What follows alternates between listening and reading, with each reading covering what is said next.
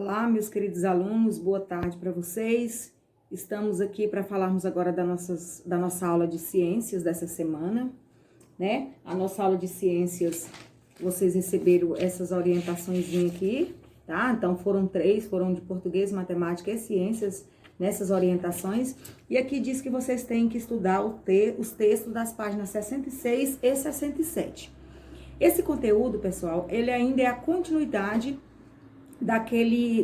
do tema atividade agrícola e ambiente. Então, dentro desse tema, nós estamos trabalhando sobre os agrotóxicos, sobre a adubação, estamos estudando sobre a erosão, mata ciliar, assoreamento, estamos estudando também sobre o preparo da terra, né, para o plantio, sobre as queimadas, né? E então, assim, nós estamos estudando diversas coisas dentro do tema atividade agrícola e ambiente. Então,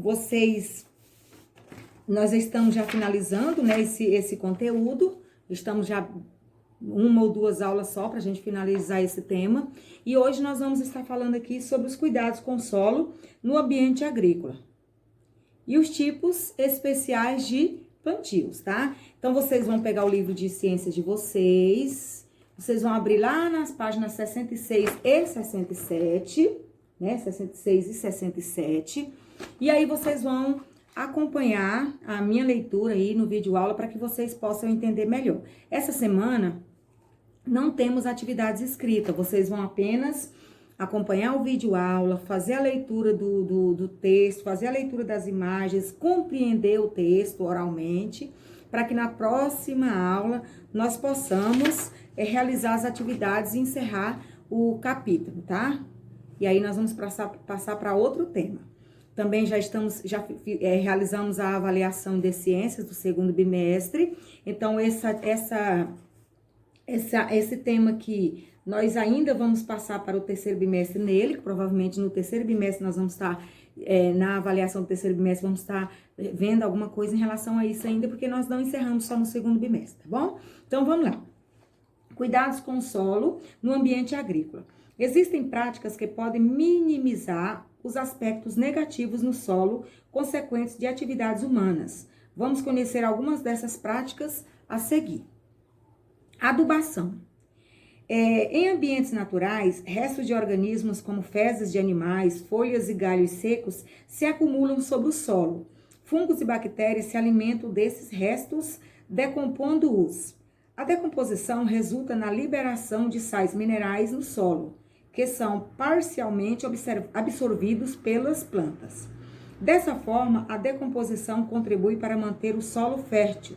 Porém, nas áreas cultivadas, as plantas geralmente são removidas após a colheita, e assim os nutrientes não retornam ao solo por meio da decomposição. Ao longo do tempo, com vários plantios e colheitas, o solo vai perdendo a fertilidade. O que é perder a fertilidade? É perdendo, né, as substâncias e os nutrientes que servem para quando você planta uma planta ou planta algum tipo de alimento, ele nasce, né? Então o solo vai ficando sem condição de nascer nada ali, né? Então o que acontece, pessoal? A adubação ela é muito essencial para que o solo permaneça fértil. Só que essa adubação, vocês viram aqui que nós não falamos nós falamos daquela adubação natural, que é dos restos de alimentos, são das plantas, das folhas que ali morrem, né? Das fezes dos animais, que vai ficando ali no solo, e aquilo vai servindo como adubação, tá? A adubação é uma maneira de minimizar esse impacto. Ela consiste em adicionar compostos chamados adubos ao solo para enriquecê-lo em quantidade e variedade de nutrientes. Os adubos podem ser orgânicos ou sintéticos. Os orgânicos são compostos de estercos e restos de vegetais, enquanto os adubos sintéticos são produzidos industrialmente. Então, os adubos orgânicos são aqueles que são produzidos naturalmente ali, né? São restos de vegetais, são restos de plantas, fezes de animais. E os sintéticos são aqueles que são produzidos industrialmente, são produzidos nas indústrias, as pessoas compram, né? E aí levam até o solo e jogam lá naquele local que eles necessitam que aquela terra se torne fértil, tá? Aí aqui nós temos as imagens, vocês observam aí as imagens, né, mostrando essa prática da adubação. Outro tipo de adubo empregado principalmente em hortas e jardins é o humus da minhoca. Ele é constituído de solo misturado com fezes de minhoca.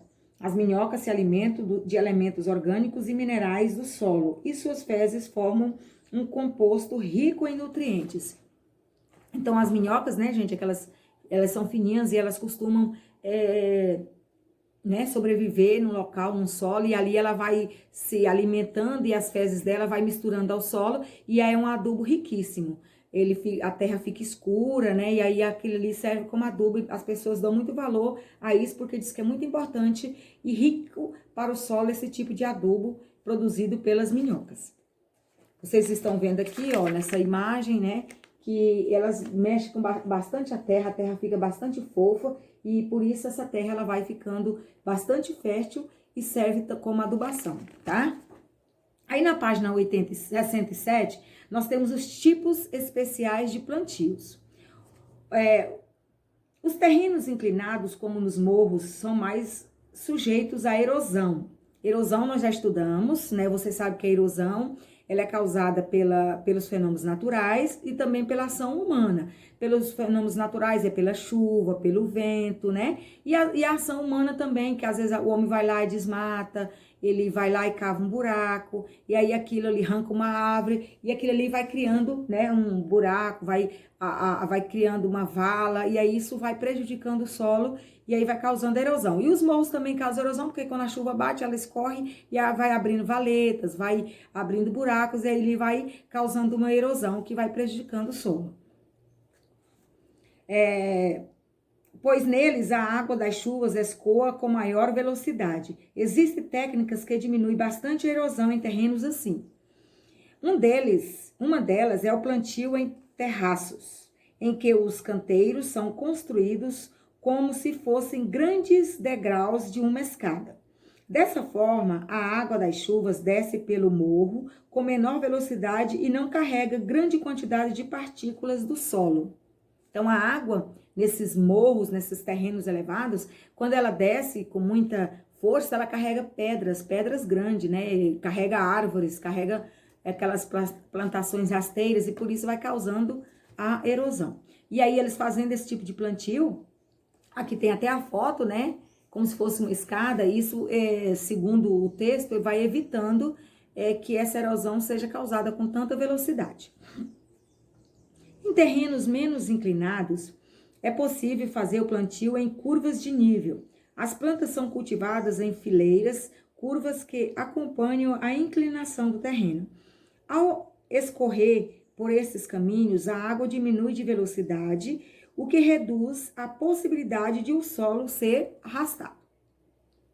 Então, a criatividade humana ela é essencial até para a preservação. Ao mesmo tempo que o homem ele acaba explorando e acaba causando alguns danos, né, na natureza, ele também acaba tendo ideias, né, e para que essa questão dos danos à natureza seja amenizado, seja diminuído. Então, o ser humano ele é muito importante para a natureza também, porque ao mesmo tempo, como eu falei, que ele causa alguns prejuízos à natureza, ele também resolve algumas situações, alguns problemas que possa amenizar alguma situação de erosão, né, de assoreamento e de outros danos causados à natureza.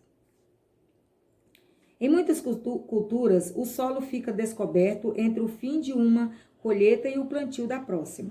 Nesse período, ele está mais sujeito à erosão. Cobrir o solo com folhas secas, plantas, palha e outros restos de plantas após a colheita é outra medida que ajuda a diminuir a erosão, a fim de manter a umidade.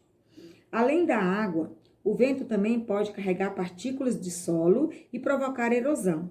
Plantar fileiras de árvores e cercas de arbustos em locais altos, onde venta muito, ajuda a diminuir a força das correntes de ar.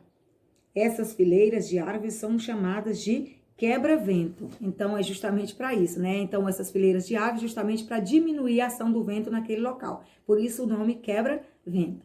Então, pessoal, aqui nós estudamos, né, sobre os cuidados com o solo, né, no ambiente agrícola, no ambiente onde o homem planta, o homem colhe, e também estudamos sobre os tipos especiais de plantio, que é o plantio em terraços, né, e o plantio em curvas de nível, que é o plantio lá no topo das montanhas, num terreno inclinado, como o plantio em terras planas, né? Aqui nós temos a foto, né, que mostra que é o plantio em terrenos inclinados, que eles fazem tipo escada, e aqui é o plantio em terrenos de nível, né, bom, né, sem ser inclinados, mas eles fazem tipo de curva, né, faz um plantio em curva, para que a água ela acaba se escorrendo com menos velocidade e isso causa menos prejuízo à natureza, ao solo, né? Então, é importante que vocês entendam o conteúdo, porque a próxima aula, que é da próxima semana, vocês vão realizar atividade em relação a esse conteúdo, tá? Então, uma semana nós trabalhamos os textos, na outra semana, provavelmente, a gente já trabalha atividade sobre aquele texto. Por isso que é importante vocês compreenderem numa aula, para que quando vocês forem responder às atividades, vocês já lembrar do que foi estudado e também, novamente, recorrer à página do livro para vocês responderem, tá bom, gente? Falamos da adubação também, né? Que existem dois tipos de adubação, que é aquela adubação que é feita naturalmente, que é de restos de plantas, de folhas secas, de fezes de animais. E também falamos da adubação sintética, né? Dos adubos sintéticos, que é aqueles que é produzidos industrialmente. Você vai e compra e joga no terreno no qual você vai explorar, no qual você vai plantar. Tá bom? Então, a aula dessa semana é da página 66 e 67 do livro de ciências. Espero que vocês assistam o vídeo aula para que vocês possam entender melhor o conteúdo. E é isso, a nossa aula de hoje. Fiquem com Deus. Beijo a todos e a nossa próxima aula será amanhã, com História e Geografia, tá bom? Abraço a todos.